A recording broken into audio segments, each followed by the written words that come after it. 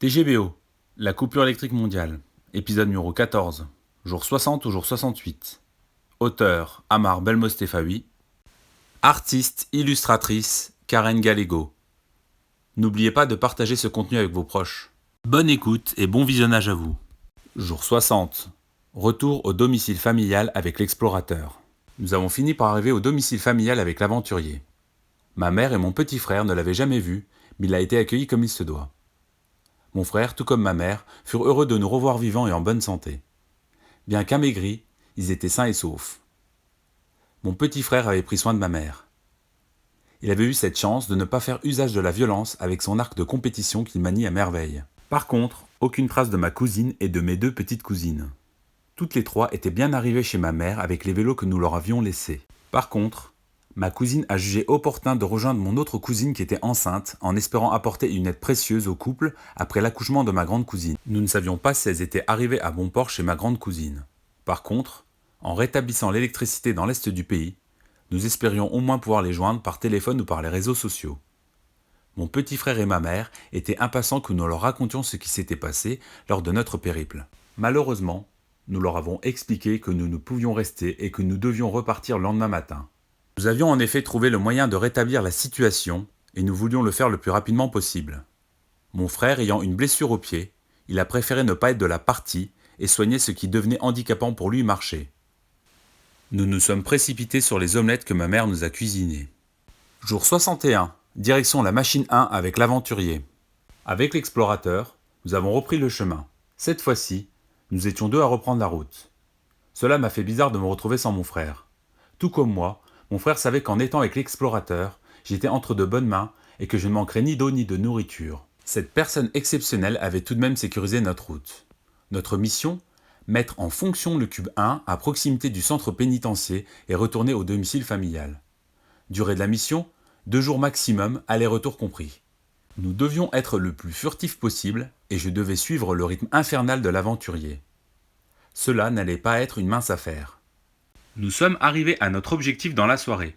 Avant de rétablir le courant, nous devions nous assurer qu'il n'y avait pas de militaires ou de personnes malveillantes pour nous accueillir. Nous avons procédé de la même manière que pour l'autre cube. Nous avons taillé 2 bâtons de 2 mètres. Nous avons repéré une voiture pour notre tour. Nous avons décidé de nous approcher avec précaution de la machine au lever du soleil. Jour 62, activation de la machine 1. J'ai dormi, me sentant en sécurité avec l'explorateur. Ce dernier m'a réveillé à l'aurore. Comme convenu, nous nous sommes prudemment approchés de la machine. Nous l'avons actionnée. Nous sommes restés ébahis devant cette immensité technologique. Elle est passée au vert. Nous avons saisi ce moment présent pour faire le tour de la machine. L'explorateur a profité du retour de l'électricité pour prendre des photos de la machine sous toutes les coutures. L'avantage, c'est que nous pourrions prouver ultérieurement l'existence physique de ces cubes. Paradoxalement, ces photos pouvaient mettre nos vies en danger si l'État, l'armée, décidaient de cacher leur existence et de détruire ces œuvres d'art technologiques. Maintenant, vous comprenez pourquoi je n'ai pas donné de nom dans mon récit. Mon but est de me protéger, de protéger ma famille et tous ceux qui m'ont aidé dans cette aventure. Il n'y a qu'un nom qui a été divulgué, celui d'un grand scientifique, M. Tesla. Il n'y a que le dessus du cube que nous n'avons pas pu photographier. Nous avons tout de même remarqué une forme d'écriture sur un des 4 côtés de la machine. Nous l'avons prise en photo sous différents angles. Nous sommes restés une bonne heure autour de cet engin impressionnant. Ensuite, nous avons repris la route vers mon habitation familiale avec une autre voiture empruntée pour rentrer. Cette fois, je me suis assoupi le temps du trajet comme soulagé que cette situation infernale et difficile psychologiquement soit enfin réglée. Même s'il restait une machine activée dans le sud du pays afin de rétablir la situation sur tout le territoire, nous avions réussi à activer 2 machines sur 3. Nous avons laissé le véhicule à l'entrée de la ville et nous avons fini notre route à pied même s'il restait cette fameuse pente à grimper pour arriver au domicile de ma maman. Nous avons croisé quelques personnes affaiblies, sales, mais qui arrivaient à mettre un pied devant l'autre. Quelle chance nous avons eu de croiser l'explorateur, de parcourir tout ce chemin et de trouver la force d'activer ces machines. Nous avons été accueillis tout sourire par ma famille. En voyant le retour de l'électricité au domicile familial, ils avaient compris que nous avions accompli notre mission. Ils ont réussi à joindre le mari de ma cousine, mes 2 cousines et mes 2 petites cousines qui sont en sécurité et bien qu'un peu amaigris, ils sont tous en bonne santé. Nous les avons de nouveau contactés quand je suis rentré accompagné de l'explorateur. Nous avons décidé de nous reposer 3 jours. Ces journées nous permettront de préparer notre itinéraire et les affaires dont nous aurions besoin pour rendre le plus agréable possible cette longue excursion. Mon frère cadet aura le temps de récupérer et de bien réparer les blessures qu'il avait aux pieds. Grâce à l'explorateur, nous avons appris à ne pas confondre vitesse et précipitation. Jour 64. Une présence autour de la maison. C'est la veille de notre départ. Tout est prêt. Nous partirons demain matin. Depuis notre retour au domicile familial, nous avons l'impression que des personnes tournent autour de la maison. Une présence épie tous nos faits et gestes. Impossible de savoir si c'est une ou plusieurs personnes. Nous avons fait le tour de la maison à plusieurs reprises. Rien de visible à l'œil nu. Avec mes jumelles, mon petit frère a cru apercevoir une ombre humaine se déplacer autour de la maison. Nous avons pu échanger par téléphone avec l'ingénieur, Monsieur D. Celui-ci était un peu inquiet de se trouver seul. Dans un premier temps, l'armée a bien sécurisé les lieux. Dans un second temps, voyant que l'ingénieur, Monsieur D, était coopératif et sans danger, ils ont réalisé un interrogatoire non violent. Nous espérions que cela perdure. L'ingénieur, Monsieur D, avait pris le soin de couper son téléphone et bizarrement, personne n'avait été vigilant en le fouillant. Le dernier SMS que nous avons reçu de sa part était « Ils vont la couper ». Ensuite, plus du tout de nouvelles de lui. Situation doublement inquiétante avant notre départ pour la 3e machine.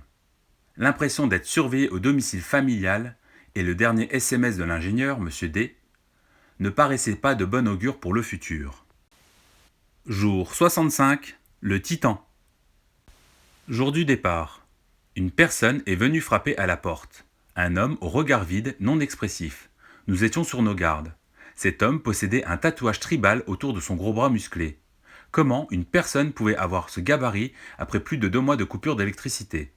Ce géant donnait l'impression que sa seule préoccupation était de se muscler pendant que le commun des mortels cherchait de la nourriture. Il s'est présenté à nous pour nous signifier qu'il allait nous accompagner durant notre déplacement dans le sud du pays. Comment ce type pouvait connaître nos intentions de nous rendre à la 3e machine? Est-ce que c'était cette personne qui nous surveillait depuis plusieurs jours? Quand nous l'avons questionné, cet homme venu de nulle part a juste répondu que nous aurions besoin de lui. Nous nous sommes observés tous les trois et mon petit frère ayant du recul par rapport à la situation a voulu me faire part de son empressement à me parler. Nous avons demandé à ce géant de patienter et nous avons refermé la porte. Mon petit frère avait en effet remarqué quelque chose qui, sur le coup, nous a effrayés. L'homme qui se présentait au domicile familial possédait le même tatouage que l'inscription sur la machine 1 prise en photo. Nous avions expliqué et montré à ma mère et à mon frère Benjamin resté sur place notre aventure ainsi que les photos que nous avions pu prendre. Mon petit frère, qui n'avait même pas été présent à nos côtés, avait tout de suite fait, avant nous, le rapprochement entre le tatouage du géant et l'inscription sur le cube 1. Quand nous avons de nouveau entrouvert la porte d'entrée, ce dernier n'avait pas bougé d'un poil. Il donnait l'impression d'être aussi froid, voire aussi dangereux que les cubes. Sur son avant-bras gauche, il y avait un bracelet qui était allumé en verre, sorte de télécommande. Cet homme avait pour tenue vestimentaire une sorte d'uniforme noir et kaki, selon le reflet de la lumière sur son uniforme. Il ressemblait plus à un titan qu'à un militaire ou un scientifique. Il était énorme. Nous avons donc accepté son invitation à nous accompagner dans notre voyage. Il n'a eu aucune réaction, mis à part celle de nous montrer du doigt un gros véhicule tout-terrain qu'il avait dû emprunter à son propriétaire. Il a pris nos affaires qu'il a délicatement déposées dans le véhicule. Ce qui s'apparente à Frankenstein a appuyé sur son avant-bras et son bracelet est passé à la couleur bleue. On se serait cru dans un film de science-fiction. Toujours, sans mot dire, ce dernier a démarré le véhicule et s'est dirigé en direction du 3e cube. Notre étonnement était à son comble. Comment avait-il fait pour démarrer cette voiture sans clé, sans bidouiller les fils? Il nous a jeté un regard qui en disait beaucoup. Il n'était pas disposé à perdre son temps à nous expliquer comment il avait pu faire pour démarrer et rouler ce véhicule alors que tout le monde était dans l'impossibilité de se déplacer. Il nous a rappelé que tout fonctionnait dans la zone du cube 1 depuis que nous avons actionné ce dernier. Donc, tout matériel fonctionnait de nouveau. Il avait raison. Nous étions quelque peu perturbés de revoir l'électricité après un peu plus de 2 mois de coupure. Nous étions 4 à monter à bord de la voiture. Le géant conduisait, l'explorateur avec mon frère cadet était assis à l'arrière et moi côté passager. Les 2 passagers arrière se sont rapidement endormis et moi, j'ai lutté pour ne pas tomber de sommeil. À un moment, j'ai ouvert les yeux et le géant n'avait toujours pas cligné d'un seul œil. Une vraie machine de guerre. Nous avions fait plus de 3 heures de route quand le véhicule s'est arrêté, ce qui signifiait que nous allions passer en mode marche car nous entrions dans une zone de coupure totale d'électricité. Le Titan a activé son bracelet qui est passé au vert et le véhicule est reparti de plus belle. C'est bien ce que nous pensions. Son bracelet active le matériel. Nous avons bien évidemment tenté d'interroger ce dernier, mais il n'a rien voulu nous dire ou expliquer. Que cela soit pour son tatouage ou pour son bracelet, la seule réponse était qu'il est venu nous aider. Même en demandant de quel lieu venaient ces machines et leur but premier, cet homme est resté silencieux. Nous avons roulé des heures durant, nous frayant un chemin entre les voitures arrêtées sur et le long des routes.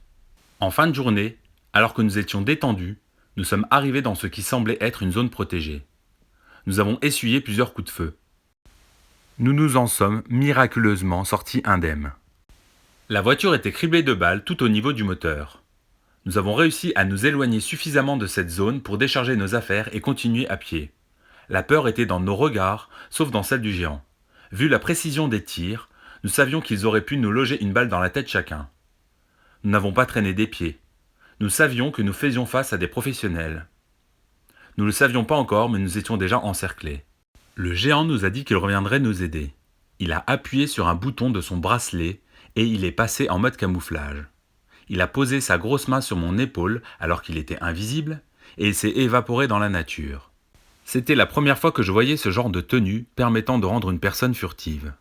Il ne faisait pas de doute que la technologie utilisée pour faire fonctionner les cubes et le bracelet du géant était en avance sur notre temps. Mais impossible d'en savoir plus avec cet homme muet. Ce titan donnait l'impression de sortir tout droit d'un film d'action. Ceux qui semblent être des soldats tout vêtus de noir et armés jusqu'aux dents, type équipe d'élite, nous ont braqués avec leurs fusils d'assaut. Dans quoi étions-nous embarqués? Nous avons été dépossédés de nos affaires. Fort heureusement, sentant le piège se refermer sur nous, je m'étais débarrassé de mon livre dans lequel j'avais écrit de différents déplacements et l'existence des machines. Je l'avais caché entre deux pierres en espérant le retrouver à sa place, si nous étions libérés par la suite. Une fois les yeux bandés, nous fûmes déportés sans ménagement vers une zone sécurisée, sorte de camp militaire. Chacun de nous trois était parqué dans une prison individuelle.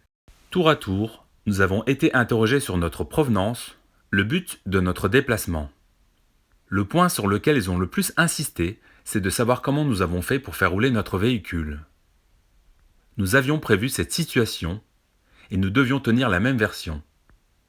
Nous cherchions une zone où nous alimenter et boire à notre faim. Tout à fait par hasard, nous sommes tombés sur un homme qui nous a proposé de nous aider à faire un bout de chemin avec lui dans son tout-terrain. Bien sûr, étant donné la situation de coupure générale d'électricité, nous avons insisté sur le fait que nous n'avions pas la moindre idée dont il faisait pour faire fonctionner sa voiture. Ce qui était vrai. Nous n'avons pas osé poser de questions à cet homme qui nous servait de chauffeur, de peur que celui-ci ne change d'avis et refuse de nous aider dans notre périlleux déplacement. Étant plongés dans l'obscurité, nous ne savions pas exactement combien de temps nous avions été tenus en captivité. Nous l'avons su quand nous avons été libérés. Ces professionnels n'ont trouvé aucune trace du géant qui semblait être un expert en camouflage. Jour 68. Notre libération et le retour du géant. Nous avons été relâchés par nos geôliers le soir. Ils ne savaient pas trop quoi faire de nous. Il faut croire qu'ils n'étaient pas cannibales. Nous nous sommes retrouvés sans vivre mais libres. Nous trouvions surprenant que ces militaires avec leurs brassards rouges nous libèrent. Nous avons récupéré nos sacs à dos et il ne nous restait plus qu'à récupérer le restant de nos affaires que nous avions pris soin de cacher. Nos armes et mon cahier. L'aventurier a pris le soin de savoir si nous étions suivis ou pas. Il est revenu accompagné du géant. Ce dernier avait trouvé un autre véhicule avec la moitié du plein de gasoil. Cette voiture nous permettrait de nous éloigner de cette zone dangereuse et d'arriver à notre cube 3. Nous espérions ne pas avoir attiré de soupçons. C'est la fin de la vidéo numéro 14. Pour vous, qui est le géant? Est-ce un espion, un membre du gouvernement? Est-il lié aux machines? Lui feriez-vous confiance? Quel est le but de ces machines? Le prochain épisode, l'épisode numéro 15, ira du jour 69, la troisième machine, au jour 80, le départ de l'ingénieur et de l'aventurier. En attendant, je vous remercie pour l'écoute et le visionnage de cette vidéo. À bientôt!